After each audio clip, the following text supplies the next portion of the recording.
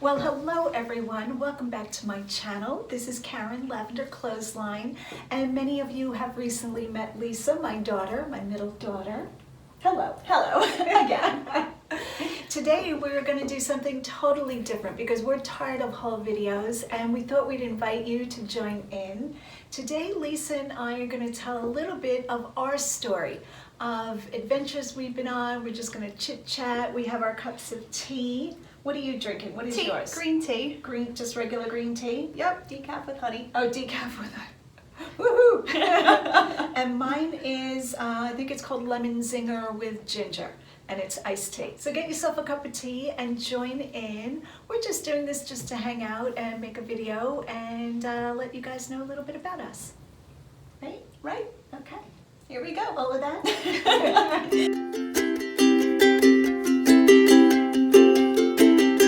This table's so big I feel like I'm going to be like this at the end. You should have had the caffeine. But all right, so like I said, Lisa is my middle daughter. I have Mellissa, my older daughter, and I have a son who is younger than Lisa, who you guys have not met. So I might insert a few pictures here if I can dig some out.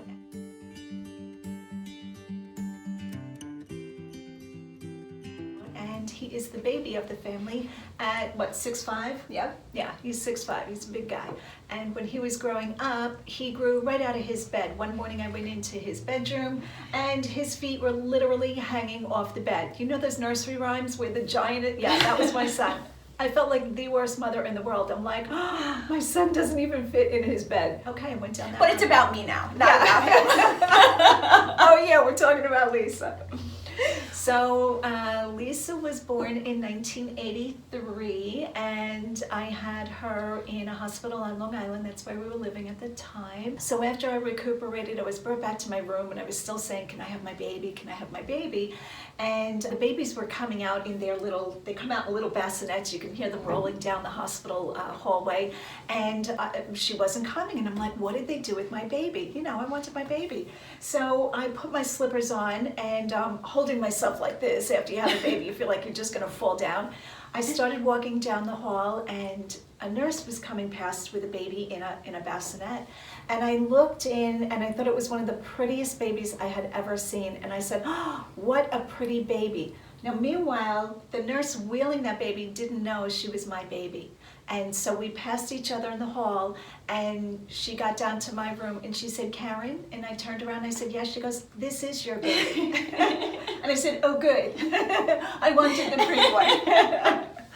And that's how I got Lisa. That's how she's been with me for 37. 37. Lisa just turned 37. So, yeah, so what are we talking about today? What adventure do you want to... Lisa and I have had a lot of adventures. All my kids and I have had adventures. We're a very adventurous family. We make our own adventures, though. We do. We do. I'm not quite sure how that happens. One of us gets an idea and then it just explodes into craziness. You know how you talk about ideas with a friend, like, oh, we should do this? We're the family that really does those things. It's all been great though, great fun. Yeah, absolutely. So to talk a little bit more about Lisa before we start talking about the Sorry, past. hang on a second. Oh, she's so pretty though. Look at her little like. She's very studious. We are just watching neighbors go by walking their dog. They have a dog named Butters, who is a, what kind of dog is that? Red-nosed pit bull and Jack Russell Terrier mix. Oh, wow, you're good with your dogs. You know that just by looking at that dog? No, you told me. Oh, I did? Yes, I am that good. Wow. I wish I could turn the camera right around now because they are walking down the street with, oh, we should get this on film, with 6 little kids. The couple next door is a foster couple and they have 6 children under the age of 5. The cutest kids you've ever seen in your life. And the dog and the whole family is walking down the street. So that's what we're watching. Yeah. You guys are watching us watch them. Yeah. We got the big bay window. You know, it's like TV sometimes. But anyway, to give you a little background, Lisa has been to Africa. You have been to, where else have you been? England. Ukraine, and Hungary. Hawaii. She's like, oh yeah, Hawaii. I was just thinking out of the country on mission trips. Yeah. I think Africa was her biggest trip. Lisa's girlfriend Adele, hi Adele, I'm sure Adele doesn't watch, went into the Peace Corps, is that how we say that? Correct. For 2 years. And when she signed up, Lisa and she were very good friends. They had met at Ann Taylor, when Lisa worked at Ann Taylor, this is years ago. And Adele joined the Peace Corps, and Lisa said, if you go into the Peace Corps, I will join you year 2, I'll come for a visit. And then Adele went to Africa. So tell the story of how you... So in year 2, when she was there, we would email back and forth a little bit. And then she was like, are you still coming? How do you say no after that? Sure. So I did. I want to say I just got on a plane and went, which it kind of felt like went very quickly planning. And how was it staying there? Did that go quickly? No. I couldn't wait to come home. Don't think like African safari. Oh, yeah, being in no. a Jeep with a cool No. safari shirt. No, this is more like third world country. We were in No, Mali, which Yeah. is northwest Africa. Okay. Which was nothing like what I thought it would be. Oh, Adele didn't tell you? You probably wouldn't have gone, right? No, she didn't tell me. I mean, I think when you're immersed for that much time, you get used to it. And then you don't realize to tell, oh, we have rats in the hut. And we have a hut. Yeah, Lisa had, I think we were texting? How were I you did. I wound up communicating? getting a phone over there and was able to buy minutes, I guess it was at that point. Okay. And yeah, we would text once in a while whenever I could get into town, as they call it. You're still not crazy I'm about that still- trip. yeah. You're still not over it. It was like how many years ago? What year was that you went? That was probably 12 or 13 years ago at this point. I remember the first phone call we had when she got there. She had been there for a while and I didn't hear from her. So of course, I'm like crazy panic mother. I'm like, why isn't she calling? And she called and she sounded a little homesick, but Lisa's tough. She was doing it and she said, I said, what's the biggest problem? She said, the mice are eating my luggage. And I was like, those aren't mice. Uh-oh.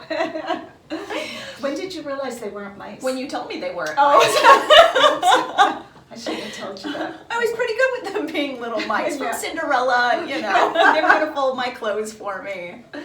Oh my goodness. They must have smelled like the perfume or whatever was in your suitcase. The Yeah, food. yeah, Did you bring something. food? Yeah. So. But Lisa stayed there for a month. She did it. The tribal people were very gracious. Oh, absolutely. They brought goat meat to Lisa to welcome her and piranha fish. So one of the pictures Lisa has. Do you still have those pictures? I have all the We should- pictures. We'll insert pictures. Lisa holding a piranha head. That was dinner.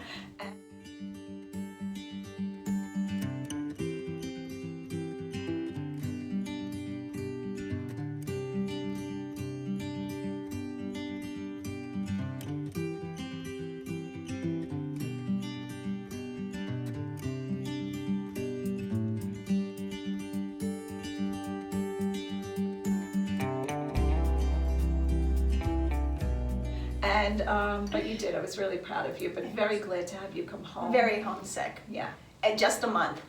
You know what though? I think maybe that's the longest I had been away from home. Really? You've been on so many trips. Yeah, but this was the first trip I was by myself. Usually if I'd go overseas, it was with a missions trip from a church or my sister's college where, I wasn't leading it. There were plenty of people above me where I would just go on an adventure. Yeah. Lisa's the type of child that she'd be on the phone in her room and she'd come out, when she was living at home, we still had the family home, she'd come out and say, hey, I think I'm going to England. And I knew she was going. I'm like, okay. What can I do? I stayed home. I said, you guys all go, I'll stay home. I've been to Europe once, which I couldn't wait to get home. I love America. I really do. Absolutely. Love the United States. All right, so that was your whole African thing. What adventures have you and I been on together to explain a little bit about our relationship? We would do almost the same adventure over and over, like it was something new every time. We would be sitting around in the family room, and it would be a nice day, usually Saturday or Sunday when we both had off of work. This was before I was eBaying. Right. Where was I working? At the fitness studio, probably, Yes, right? probably. Okay. And we would be bored and we said, what do you want to do? We'd be like, let's take a drive out to Orient Point. Like it was just the most brilliant idea we have ever had. And then of course one of us would be like, and then we'll stop at Eric's Cafe and get a muffin. Like, No, we would act like, and we're going to eat whatever we want. There's a commercial. The commercial's long gone. It was a little boy with red hair, and he talks about going on a Disney vacation. And I don't know whether it was the commentator asks the little boy, so what are you going to do? And he's like, we're going to eat whatever we want. We're going to do whatever we want. And then she and I would go for the day, And we'd eat really sensible. It'd be like, I'm going to have a tuna sandwich. Meanwhile, I had proclaimed, I was going to eat a greasy cheeseburger or whatever, but we always had a great time. Yeah. Always lots of fun. What else have we done together? Oh my goodness. When we moved to Pennsylvania, this is a story. I don't know if you guys have heard this story, so you can just hear it again. I was going to say turn off, but don't turn off the channel. Okay, so I'll make it good. So I was on Long Island living in the family home. It was time to sell the home. The kids were grown, they were gone. Dylan was still revolving door, coming in and out a little bit, but basically Mellissa was in Pennsylvania with Barry, and so I sold the family home and I was getting ready to move here in Pennsylvania. Now I chose Pennsylvania, and I talk about this on the interview Mellissa did with me, because I took out a paper map and put a pin in the map to situate myself to move where my kids are, because I just love my kids. I just love them madly. But anyway, so I got ready to move. Lisa jumped into the move to Pennsylvania. So we had a big yard sale. Yeah. We sold almost everything from that house, and we loaded up. How big was that box truck? The U-Haul? We rented a box truck from 30 feet? Yeah, I'm gonna say it was Right? over 20 feet. And then I thought, how are we getting this truck across the city bridges? Lisa's like, oh, I'll drive it. And that was crazy. That was a windy day. Yeah, So it there was. we were, driving that big box truck. She was driving it. And what did I drive? My You drove car. your truck? Where was your truck? We left it at, so we had rented a house in July, but we didn't Rented a house officially, here. yeah, in Yeah. Pennsylvania, but we didn't officially move until September. September 6th, I believe it We was. waited for the closing on the other house. Right, That's so we took a couple of trips back and forth, and Mhm. every time we would take either both of our cars or trucks, or like one truck, we would load it up and just go together. But this particular time, we took your truck and I drove the U-Haul Yes. to the house Yes. here.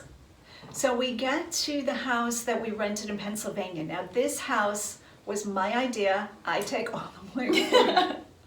It was a house kind of like a Swiss chalet style in the mountains, right near a lake, a very big lake, and very desolate, we'll call it, right? There You were would think it was neighbors. idyllic, like it was something It just looked like such an straight adventure. out of like a story tale book. Yeah, like Swiss Family Robinson takes an adventure in the woods or something. That's what it was. And it was crazy. That house had more wildlife. We're not talking like, oh, listen to the frogs. We're talking 10-foot snakes.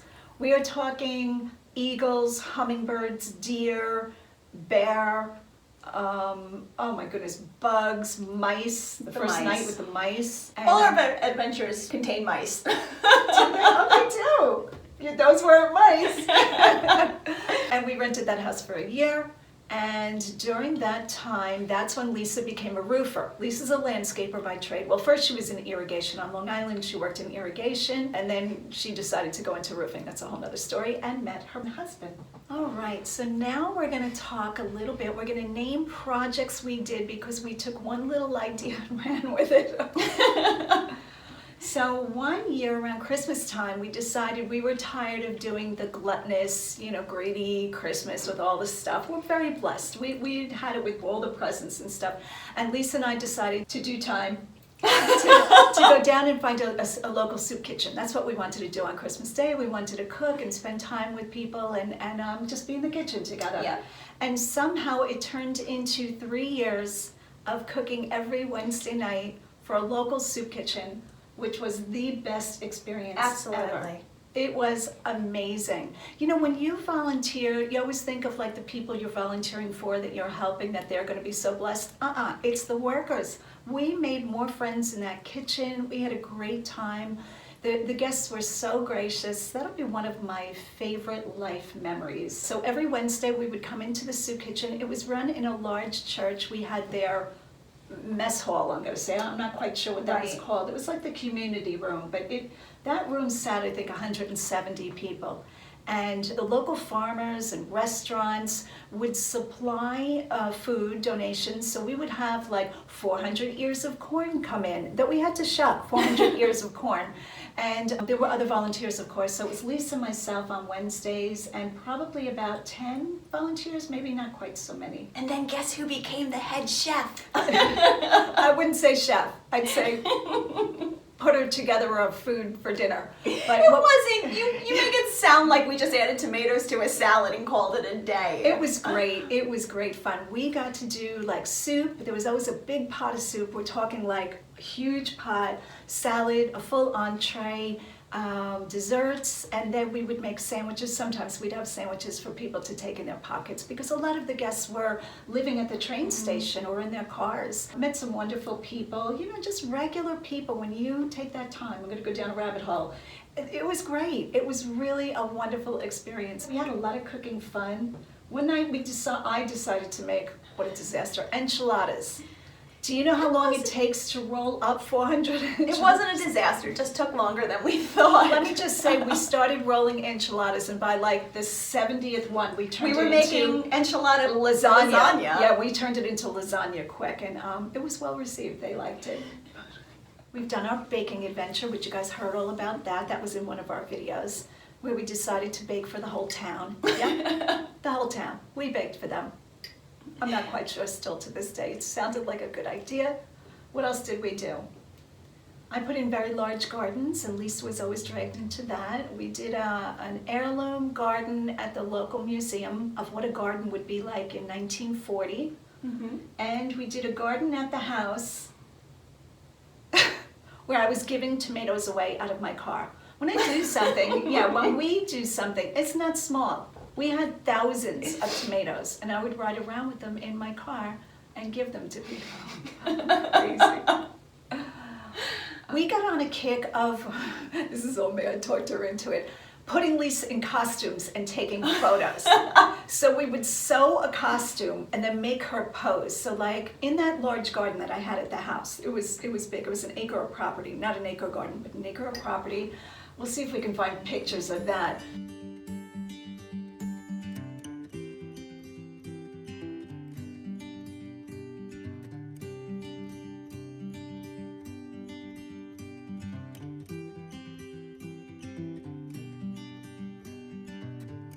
I grew sunflowers, the tall sunflowers. And I thought, boy, it'd be really pretty to have, what do I come up with this idea? Like somebody dressed up in like wings. And so Lisa became, what was it, like a woodland fairy or something. We made her costume, and for no other reason to put you in the sunflowers and take pictures of you.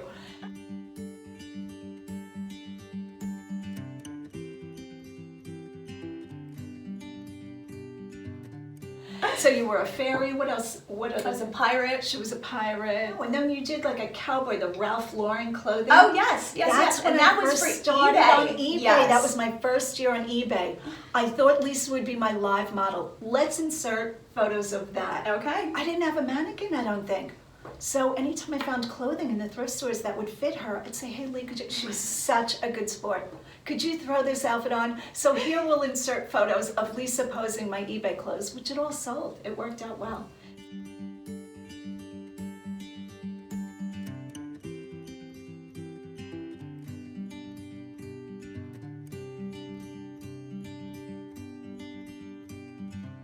So if you have somebody that can live model for you, just kidding. So eBay's a piece of cake. So thank you so much for spending time with us Out of the Norm video. During this time of just staying in, it's nice to connect with people that you love, and it's great to share a little bit about ourselves with you guys. I feel like I know so many of you. For all of you emailing me, thank you so much. And if anybody has any questions, maybe they can leave them in the comments below, and we'll do another talk time. Yeah, if you liked this little talk time while we're all stuck in the house, let us know and leave a question below. And as always, go out and get what's yours.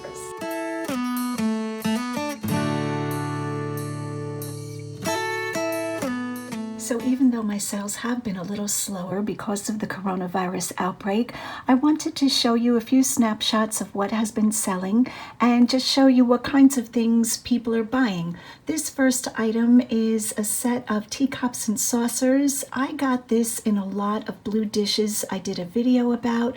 I knew nothing about them, but the quality is beautiful. I recognized right away that they were high quality, $129. And I have been in contact with the buyer. We're just waiting for his payment to clear through PayPal, so fingers crossed. This next item is bark cloth. You can Google bark cloth and Google the images to see what it looks like. It almost has a texture to it. This is a vintage Hawaiian maxi dress, $63.72. Now this dress probably would have brought a higher price if it wasn't an extra small.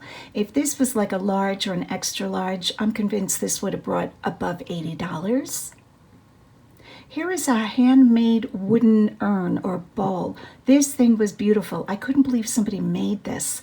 I consider this marquetry. I hope that's correct. $60 I had sent an offer to the watcher. These next two bowls I just picked up. I stopped at an estate sale when I came home from Florida.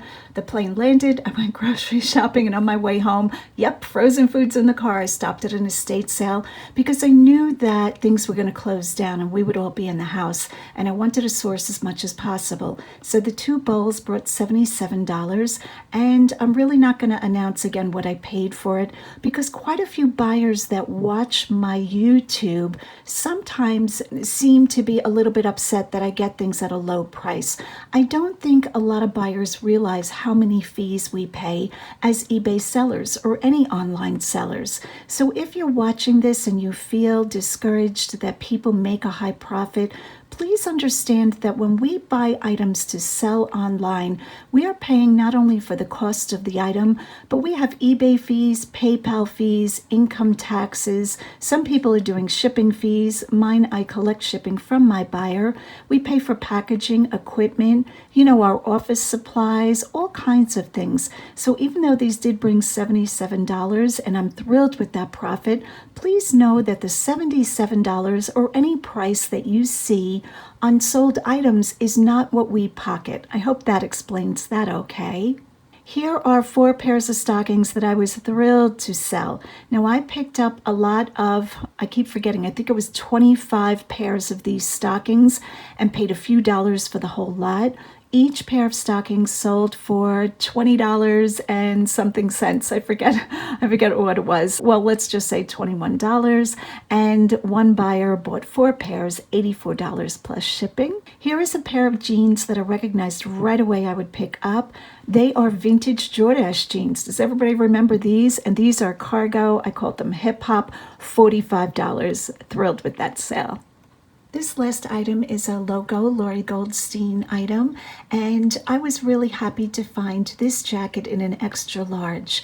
While I do pick up the smaller sizes in logo, I'm always happier to find the larger sizes. They seem to bring more money for the same exact style. So this jacket brought $39.88, and I picked it up for a couple of dollars.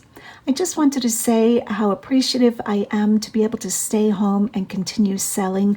Even though my sales are slower, I really appreciate having a job where I can just continue to stay at home and make money.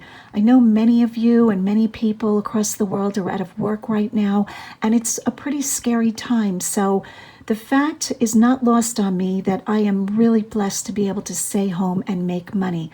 So I appreciate any of you that have bought from my store and continue to support me, whether it's watching my YouTube videos or just corresponding with me to encourage me.